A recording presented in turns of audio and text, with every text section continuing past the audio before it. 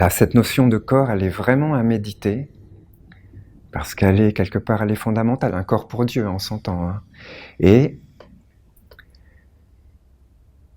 quelque part, quand on réfléchit bien, la nation essénienne, eh ben, il faut avoir cette vision, c'est important, je pense, de la cultiver.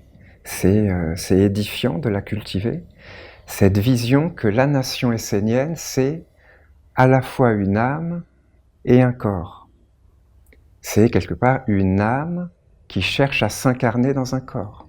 Une âme qui veut s'incarner dans un corps.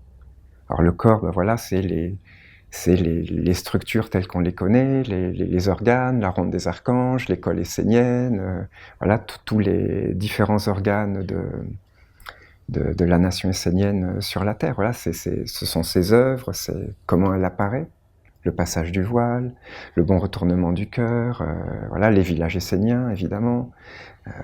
Voilà, ça c'est quelque part son corps sur la Terre. Mais au-delà de ça, il faut avoir la conscience, c'est important, hein, vraiment, pour pas se faire piéger, pour pas se faire happer par des imperfections, parce que oui, c'est comme quelque part un enfant qui apparaît, un jeune qui est là, ben oui, il a des imperfections. Mais voilà, ça vient pas forcément de lui, ça vient de ce qu'on lui a transmis, des conditions qu'on lui a données, de son hérédité, de ce que ses parents lui ont quelque part donné. Voilà. Il ne faut pas se concentrer sur les imperfections du corps. Oui, il ne faut pas les nier. Il ne s'agit pas de les nier. Il faut être dans la réalité, dans la lucidité, dans l'objectivité. Mais il faut, voilà, si on les voit, ben on les corrige. Mais il ne faut pas se concentrer dessus pour les faire grandir et dire oui, mais là il y a une imperfection, c'est scandaleux. Non, il faut, oui, il y en a une, d'accord, on est d'accord, on est tous d'accord. Bon, voilà, on est tous d'accord. Il y en a une, eh ben, on va essayer de la corriger du mieux qu'on peut pour donner un corps parfait à cette âme, parce que avant d'être un corps, la nation essénienne est une âme. C'est la tradition de Dieu. La tradition de Dieu, la lumière. Dans son âme, elle est parfaite, elle est immaculée, elle est pure, elle est voilà, sans tache, sans imperfection.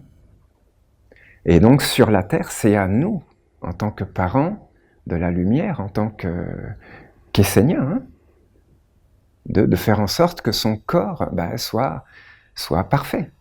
Dans la mesure du possible, évidemment, parce qu'on sait bien que, de toute façon, quoi qu'on fasse sur la Terre, même les plus grands maîtres qui prennent un corps et qui viennent sur la Terre, de toute façon, le fait même d'avoir un corps, c'est en soi une imperfection. Voilà. Donc, voilà, c'est important d'avoir ces pensées, parce que ça protège, ça montre le chemin, ça l'éclaire. Comment on doit penser, comment on doit regarder une faiblesse, une imperfection, comment on ne doit pas se faire attraper par elle, mais comment on doit voilà, essayer de tout corriger pour que le corps soit de plus en plus parfait, de plus en plus transparent, lumineux, impersonnel, pour que cette âme qui veut s'incarner à travers un corps parfait, eh ben, elle puisse s'incarner. Et là, ce sera la splendeur pour tous. Ce sera Auriel.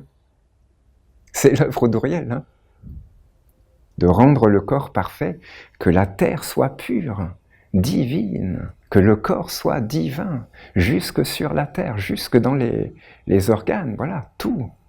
Une perfection, une transparence absolue. Et donc là, le monde divin peut s'incarner, et voilà.